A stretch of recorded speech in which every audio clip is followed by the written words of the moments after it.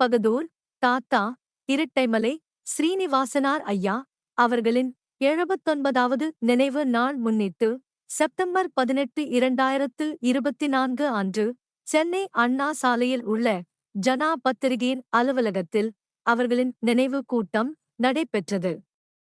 இந்த நிகழ்ச்சியில் தாத்தாவின் திரு உருவப்படத்திற்கு மலர் தூவி வீர வணக்கம் செலுத்தப்பட்டது.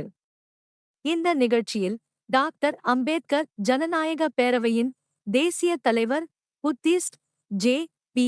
நாகாபூஷணம், பொதுச் செயலாளர் கே.சி. கொண்டைய்யா, ஆவடி கே. மஸ்தான், அம்பேத்கர் மக்கள் சக்தி தலைவர் பொன் ராஜேந்திரன், குடிசை மக்கள் முன்னேற்றக் கழகம் தலைவர் சேவாரத்தின சி. ராஜேந்திரன், இந்திய குடியரசுக் கட்சி சக்தியார் பிரிவு மாநில தலைவர் தளபதி எம்.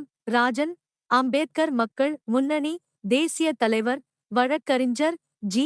வைரபாண்டியன், பட்டியல் இன பாதுகாப்பு இயக்கம் தலைவர் சென்னையார் மற்றும் பலர் கலந்து கொண்டு ஐயாவுக்கு வீரவணக்கம் செலுத்தினர்.